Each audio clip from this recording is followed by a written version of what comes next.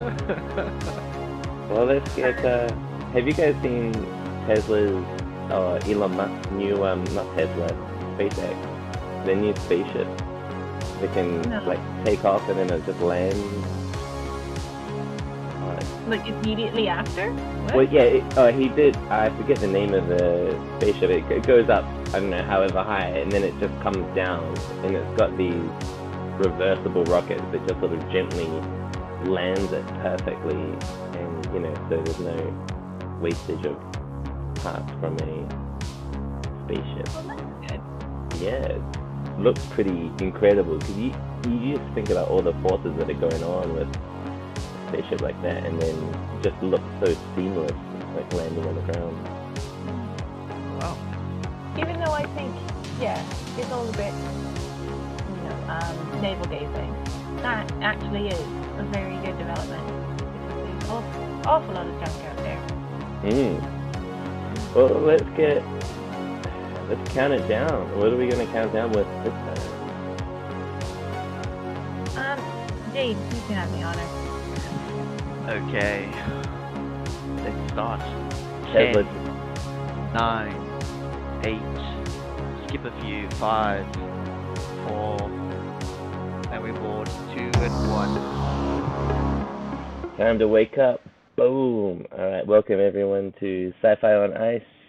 We are reading story number 29, and there's a story recommended by Dean, Spider the Artist, by, I can't pronounce the name, Nnedi Okarafor. Right, this is a very complex story. There's a lot going on in this story. There's a rebel forces against the government, and then there's this exploitative foreign force, and then there are robotic spiders, and then there's this woman who, I think her name is Emmy. We find out later in the story, and this is like, she's got like the worst life ever, and she builds a relationship with one of the robotic spiders whose jobs are usually to protect the pipelines. And there's a great finale at the end of this story. How do you guys like this one? Is that what you thought the plot was, by the way? No, not at all. All right. It took a while to get into it before you kind of see all the moving parts. But yeah, overall it was, there's robots, there's people, there's AI. It's sci-fi-ish. Yep, no, good summary. Yep, okay, well, thanks, everyone. That's it. Cheers. No, I think, yeah, I agree in part with Dean. Like, it was kind of hard to get invested in the story. It felt a bit choppy to me, for lack of a better phrase. But I liked the first person telling rather than this kind of first/third kind of back and forth that there usually is, where you don't really know who the narrator is all the time. So I like that it was just like her perspective, although she was a bit omniscient at times, maybe. But yeah, and it didn't seem awfully sci-fi at the beginning because obviously pipelines are running through people's property and pipelines are breaking and pipelines are ravaging the people and the land. So it's nice that it's sci-fi but not very sci-fi because it was really just the implementation of these spiders that made it sci-fi. But I like the spider. And it reminded me of that one where they had to cross like this nothingness and the little boy with the teddy. What was that story? Oh, that's You know, the Beetle one, wasn't it?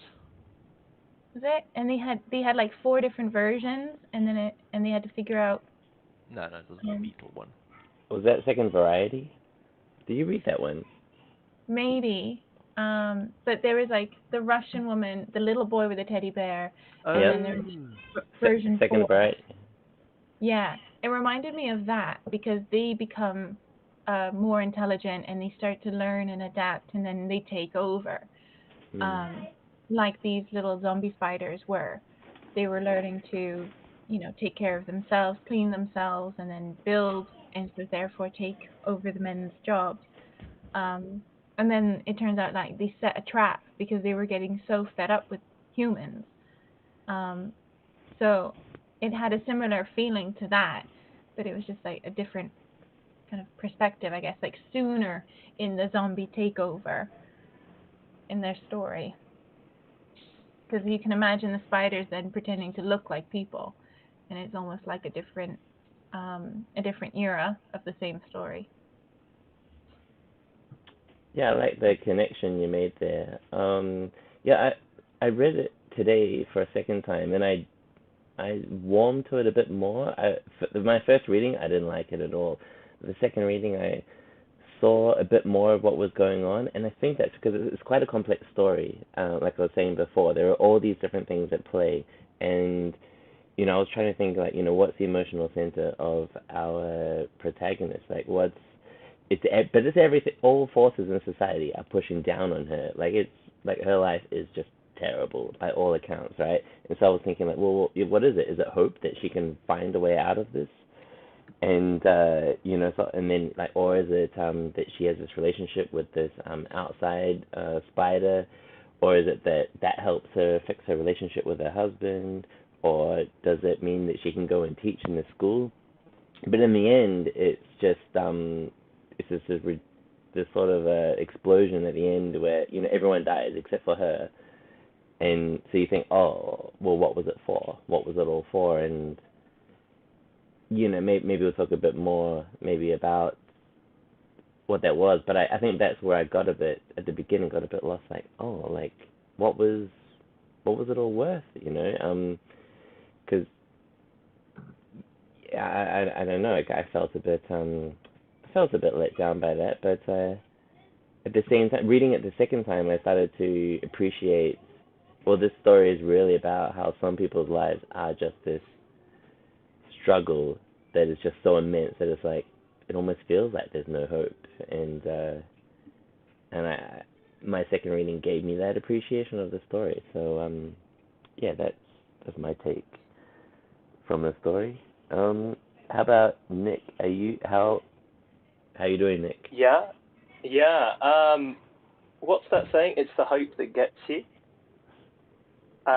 Because as you say, like, you see this relationship develop, and you think, well, maybe there's like a kind of hopeful course of action for like her life or the lives of people around her, and there's something different can happen, and then it's boom, everybody dies. Spoilers. And I quite like that sort of that twist of, oh, you thought something good was going to happen here. Well, like sort of,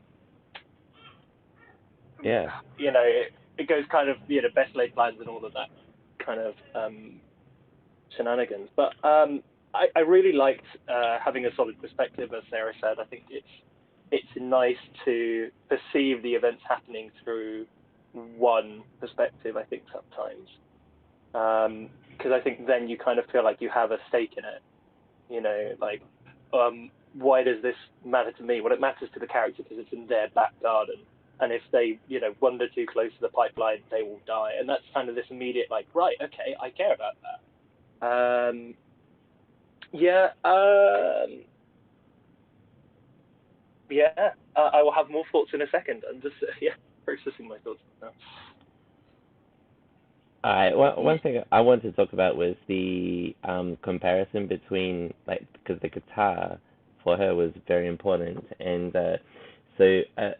one sort of relationship was that when the father played the guitar to the town, like everyone gathered around and they forgot about all their problems. Like they say, like when the phone rang, people ignored the phones and just danced and listened to the music, and they were all together.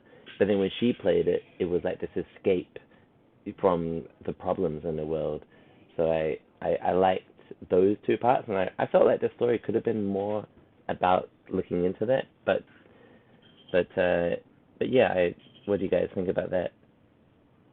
Well, it's because you mentioned the father. It's actually interesting that she has such a tie with her father through music, and then she has this then adoptive spider robot child, and again the connection is through music. It's and it's kind of that symmetry of her relationship with her father, and then this relationship she then has with this adoptive robot child that she names and starts to form this bond with.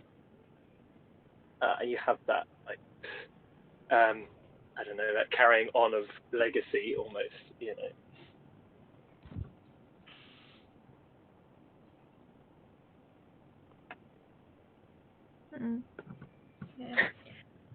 I'm not really sure what the comment was, but yeah, I think with the kid, it's just kind of when you were saying before about and everyone dies and life shit, but there's like her child, so there's that glimmer of hope, and that's like you were saying, Stephen, as well.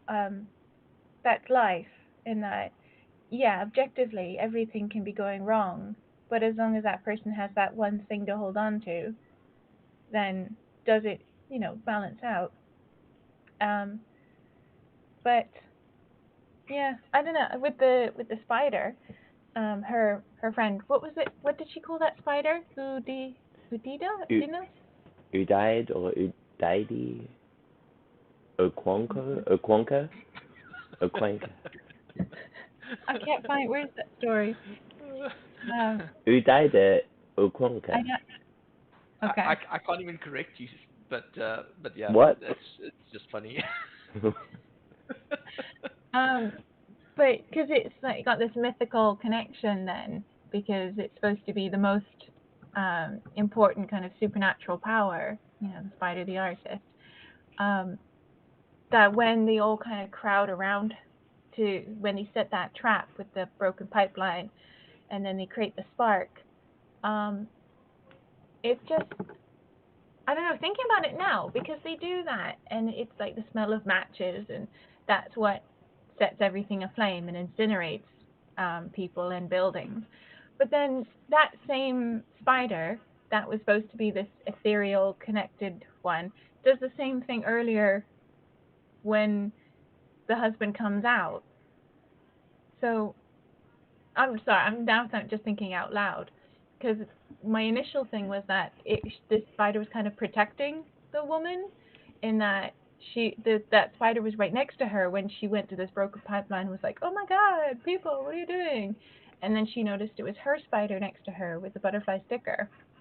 So it's kind of like the spider got close to her to make sure she was going to be okay.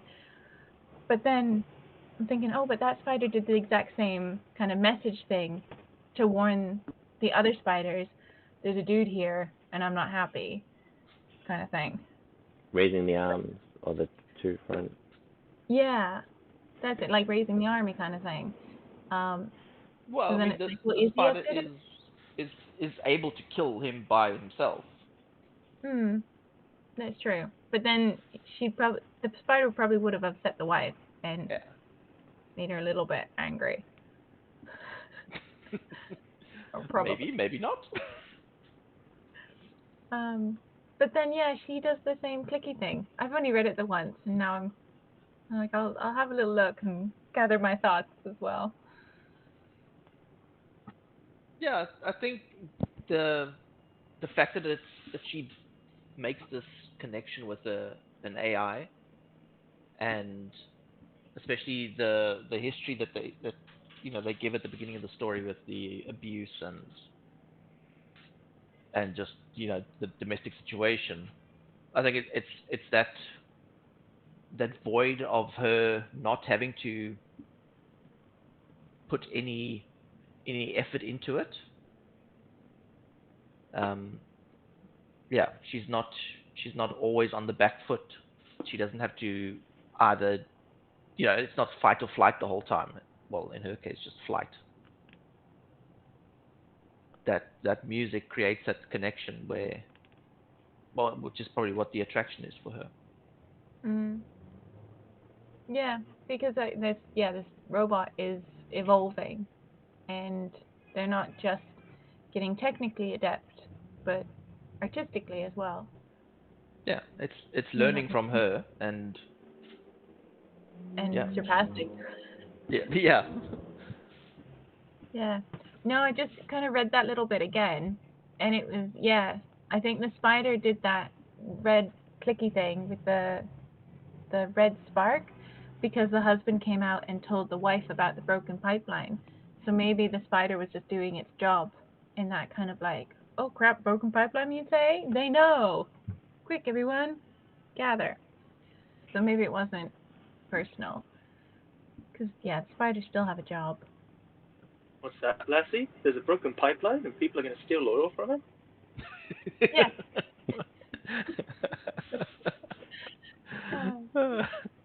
But yeah, the spider's still keeping an eye on her, you know, even though he has to do his job and, you know, set this trap, burn the people, incinerate the school, but as long as she's safe. It's, Yeah, it's priorities. the spider's favorite. It did make me wonder whether the spiders were an AI or just, things running on a program. And then as the relationship developed between them, it lent itself more towards it being an AI and actually learning. Well, I think the author kind of keeps it vague because at the beginning you are led to believe that they're just there for protection, to protect the pipeline and make sure no one tampers with it.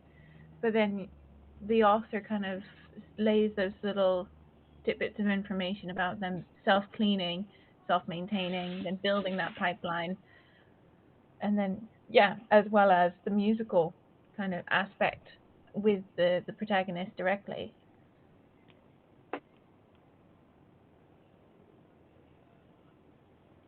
Yeah. Anyway, Stephen, any other points you want to raise? Yeah. I think the contrast between the what would you describe it when the spiders or the zombies when they would kill anybody who was if you're on the pipeline, which is what their job is to protect. They would dismember you. Like, the death is brutal. It's not just like poking you or like guarding it and going, nope, get back, or look, we're gonna fire a warning shot. They just absolutely torture the people, and going from that extreme to the curiosity with the woman, I found quite interesting. There's sort of what was its motivations? Where does the curiosity come from? And I guess come back to the AI, but it kind of just makes it a bit too open for me.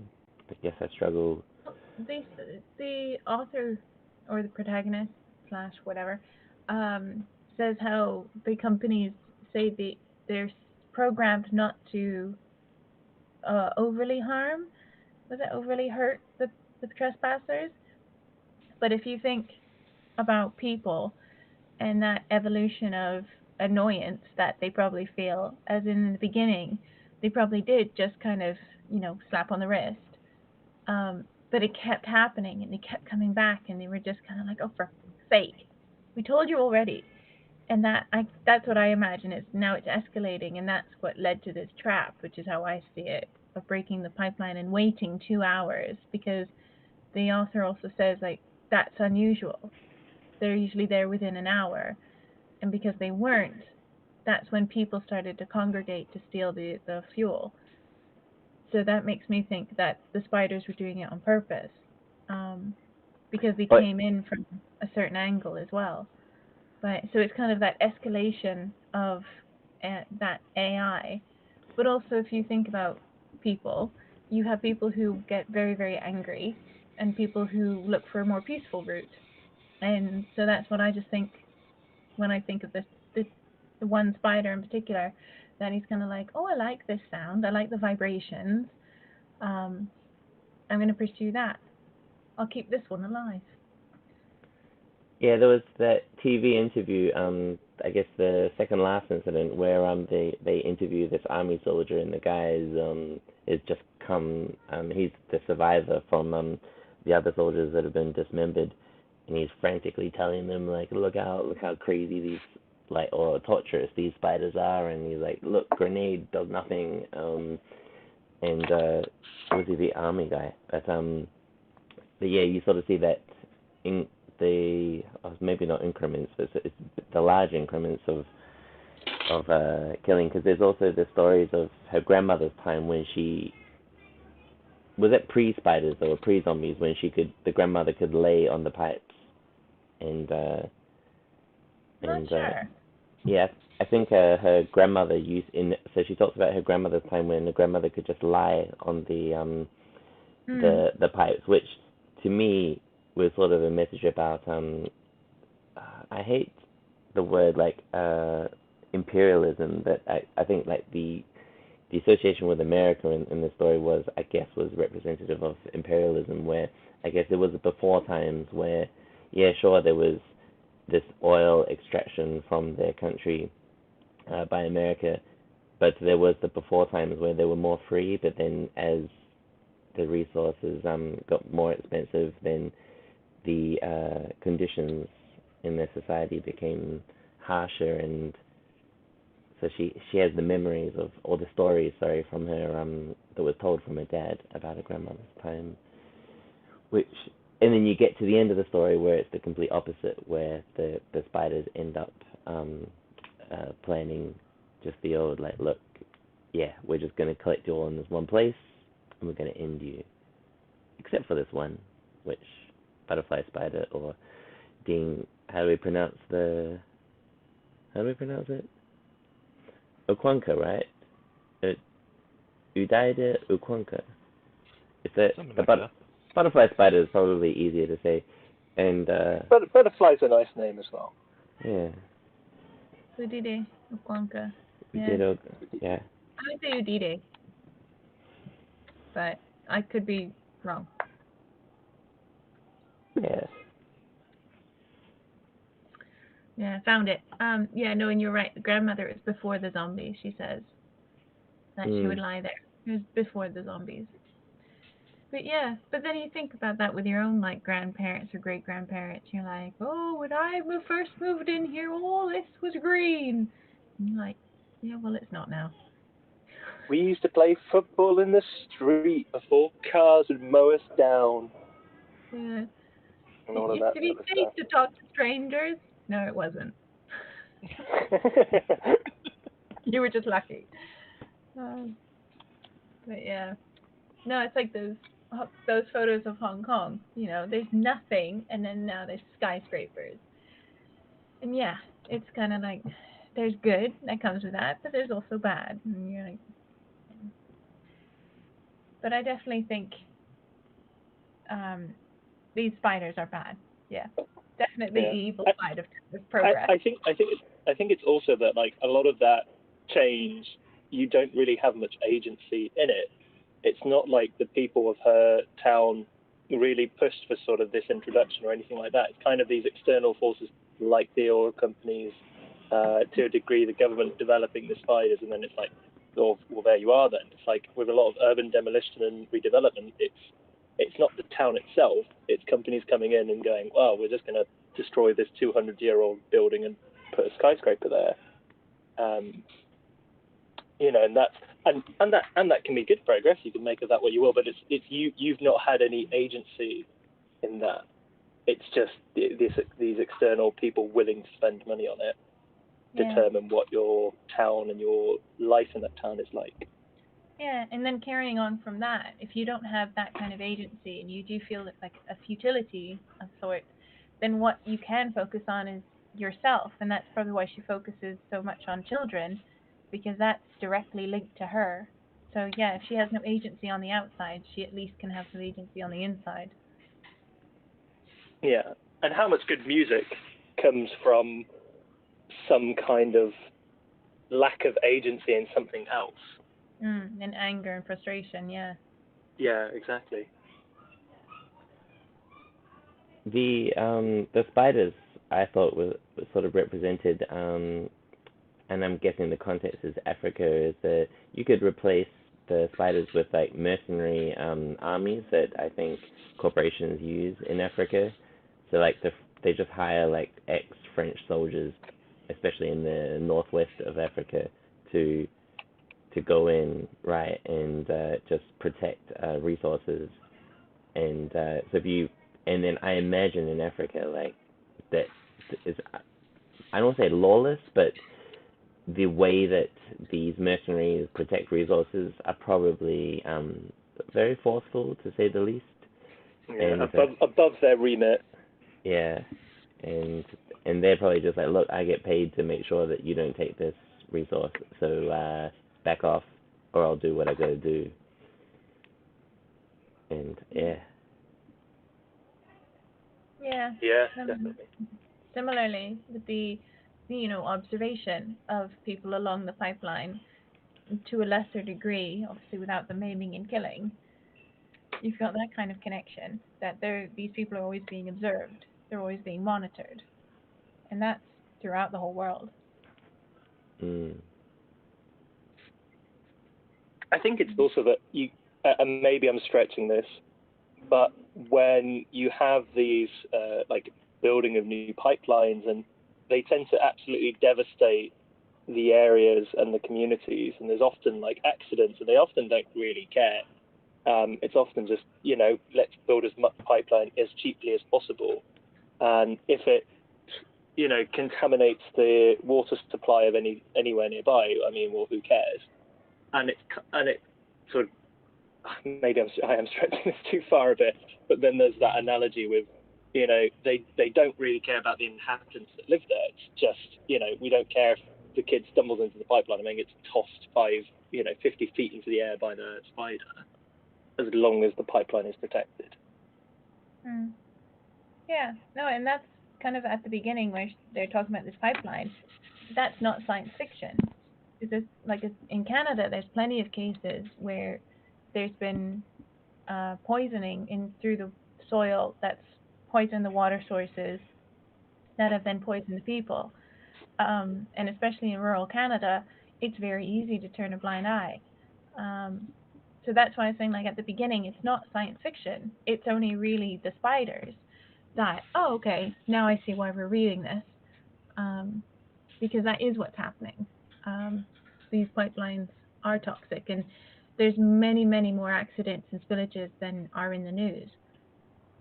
But that same kind of indifference and what's it by the companies, like that, just that arrogance or whatever, it's true. Like that is what's happening. So you can kind of feel like the author is also expressing her own anger and frustration because she's probably witnessed this, or she's knows somebody, or it is happening in her country, and so she's voicing it in a way she can. She knows how. Yeah. Because at the end of the day, it's not about like us. It's also about what comes after, and her kid. That's she's saying. What kind of world is this daughter going to be born into? And it's the exact same thing. Um, it's not about your comfort right now. What are we leaving behind? How long will this be able to continue? Which is, the hot topic of conversation these few weeks. Yeah. I was about to say that's particularly pertinent to stuff with the news. COP26, yeah. Yeah. Without getting too much into that. Yeah. Well, shall we lighten the mood somewhat? I'll darken the mood a little bit with no, I mean, like, I kind of feel like this is a big part of the story, is her relationship with her husband, which was really like a struggle. So on one hand, it is not enjoyable to read, but it's still, I kind of understood that this is a thing that people in the world deal with, and it's like a cry that like this is a story that needs to be told, and you can't brush over these things because these are sort of how do you say, like real things in society that you probably need to go to read it and go, yes, that is wrong, when you read it, and yes, revolted by it, but at the same time it's sort of good to go, you know what, okay, yeah, I I still reject like this sort of behavior. And on the other hand, it's like, okay, I would have liked more from this story in that, like a redemption, like something like some saving grace for the husband, or like no, he was just a waste, and like the weirdest thing was the nicest thing he did was appreciate his dinner once, and it was like, oh, and then like at the end she tells us that he still suspected, no, no, yeah, he suspected her as like a spy or something, and so I was like, wow, like you were cheating on her, and you also thought she was a horrible person. Like, okay, like you are total scum. No Yeah, redemption for you. when But you that's ask, often. Sorry, go on. no, you go ahead. Well, I was just going to say that that's a massive sort of projection thing, isn't it? Of when somebody is untrustworthy and cheats and is genuinely not very truthful, they project that then onto other people because they suspect that that's what everyone else is kind of doing. And I thought that was kind of a reflection of him, is that irony of he was being unfaithful, he wasn't sort of being true to her at all, and then immediately jumped to conclusions and had all these suspicions without really ever having that conversation with her. And that's kind of like him projecting his own then, traits onto her. Yeah, that's what I was gonna say. It's like, yeah, because he is like that. That he's assuming she is too.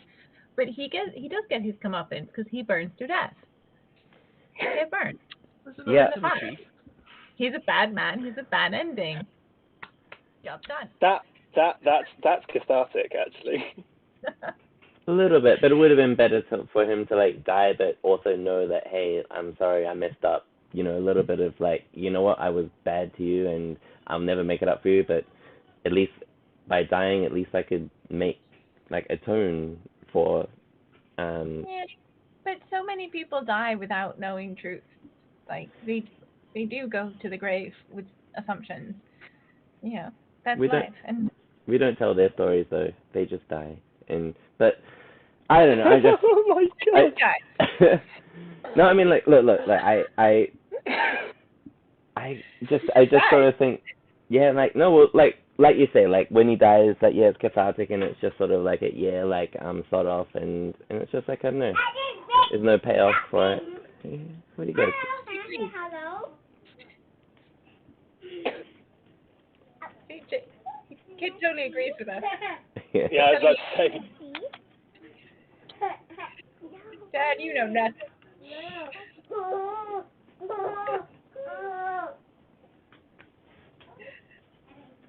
The fun time.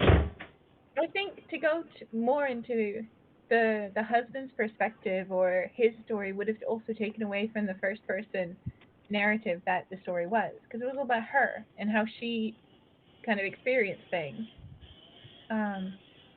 So to go farther into his story could have maybe detracted. I'm just saying possibly could have taken away from that aspect. Well, it could have been still centered around her, where she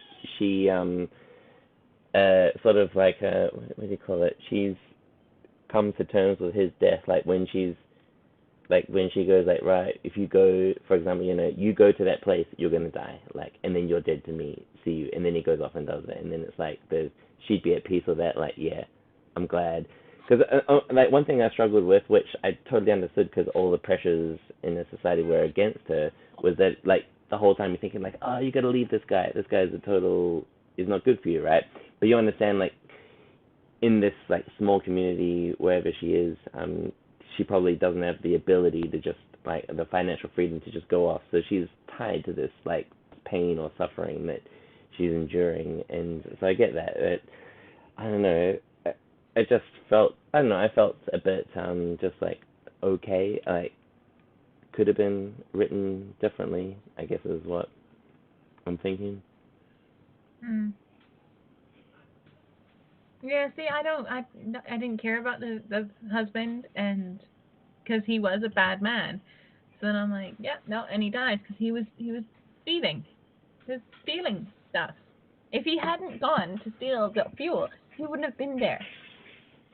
But when it's like she describes the relationship, the spider helps their relationship get better. So you're sort of thinking, oh, is there some sort of like healing happening here? And then Yeah, in but the end, it's like, yeah, he's still a jerk in the end, and it's like, oh, but he yeah, actually him making the baby was just his own selfish in nature, and so I was like, oh, like that's a shame, and that's a bummer. yeah. Kind of fits But into that general. Sorry, go on. I just was gonna say she also wanted the child, so it's not like it was just him wanting children. She wanted it as well. So you don't need to be quite so pessimistic in terms of why the child is there. You know, there's a glimmer of hope. And the kid's probably better without him as a dad. Ooh, that's a bit hard. Yeah, Possibly. especially because it's gonna be a daughter, according to Butterfly. Oh yeah. And now her new dad can teach her how to play a musical instrument. Exactly. Raised by spiders. Are you my daddy? Papa Meep more. Beep boop. He's got a mean sorry. finger snap. I like it. Unites the two sides. They're Yeah. able to communicate with both sides. I like that there are these horrific, monstrous spiders capable of doing horrible things, and in my head, I just made them go like beep boop beep more. You know, like that's something. The Robinson family. You could make a sitcom out of that, you know. The Lost I in don't know if Space. it'd be awfully comedic though. Murder and fire. Could be a dark comedy. It'd have to be British.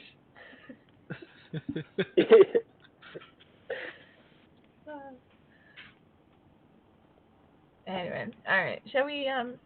Was there anything else? Any other points? Or shall we move on to scores? All right, let's do it. Okay. Who's going first? Not me. I'll go first. On the spider artist story, written by Nigerian ladies. I'm taking time here that's a weird full name your parents gave you, Nigerian lady. Nnedi Okarafor. Spider the artist. The name sounds a lot cooler than the story. I'll just drop my 2 cents in there. I'm gonna give it a 325 out of 500. 325. Alright. I thought it was going to be a lot lower after you said it. The name was much cooler. I mean, it wasn't a bad story. I mean, we have read worse stories.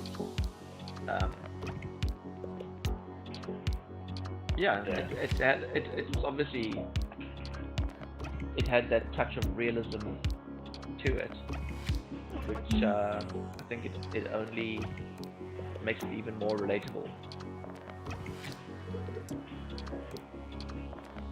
Yeah, I think. Sorry, I'll let you guys get on with the rest of the other scores. Alright, I definitely liked reading it the second time. There's some definitely interesting things happening in the story. For me, as a story, there was too many different complex things looking at this, and on the second reading, I did like that about looking at it as a point of suffering, and life can be bit shit like that, and but it did hit a lot of points in the stories. I don't know. I'm gonna give this score 277. Yeah. Nick, do you want to go next, or shall I? Yeah, I'll go next. So I think I like that you can draw the parallels to the real world of sort of oil and destruction from that. I like that aspect of it, and the overall message of life is shit, but music's good. Oops, sorry, I used profanity there. Apologies. But I like that. Can we beep that out? I like that overall, that message from it, I guess. So I'm going to give it a 333. 333. On the up and up. Yeah. See, I enjoyed it, but as I said at the beginning, it took me a while to really get into it and understand like why we're reading it, because the only sci-fi thing with these spiders, and like you guys have said, there's a lot of parallels, and there is a lot that you can kind of extrapolate from it, but I feel like we've put more meaning into this story than was actually there through our discussion, which often does happen. So I'm actually gonna undercut y'all. I'm gonna say 260. Ooh. Even 5 out of 10. Because it was good, but yeah, it was only so-so, because I think we put a lot of meaning and a lot of depth from our interpretation of the story, but sometimes it was possibly that then if you went back to the story, you're reading into it more than actually was there. So that's why I'm like, yeah, could do better. That's going to be on her report card. Could do better. I think that's my criticism, was it more the... Yeah, I think in any good story, you really need to know what the emotional center is, like what's really at stake, and I don't know, I kind of get what the story was doing, but yeah, I think it needed to be a little bit more grounded in what was going for it, but yeah. So score average, let's perk up time. I'll quickly say what. Oh, sorry, Don. Yeah, no, you're good. Just actually, there's a fair good point about what's the emotional stake and the sort of emotional center. If the stake had just been about worrying about if this robot are going to tear apart our house and us, I think that would have been stronger than this overall message of robots destroying people. Or even just her baby. It's like she was pregnant, right? And she was just worried this whole time about her baby, and there was this relationship building between them that might have been really interesting. And her like dealing with the pressures in her life, like, and this external thing. Jerry Springer-esque and be like, who's the real father?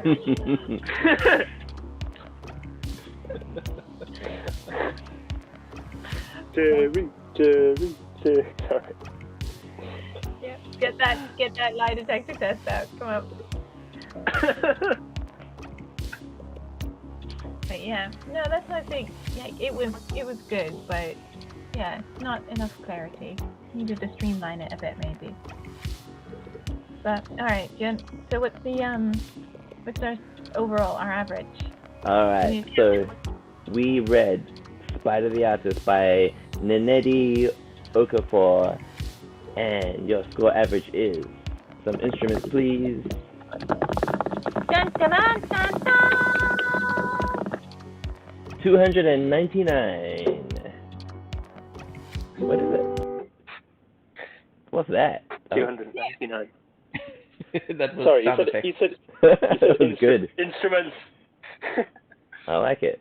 Now this is above New Rose Hotel and below Harrison Bergeron. Harrison Bergeron was 301 and New Rose Hotel was 289. And we're stuck on 299, just below a 6 out of 10. But Very good. Who's up? Who's up next week? Who's Dean? This was Dean's. Last week was. Because I think I was the one before. I can't remember. It's been such a long time. I can't even remember. Yeah. Nick, have you recommended a story yet?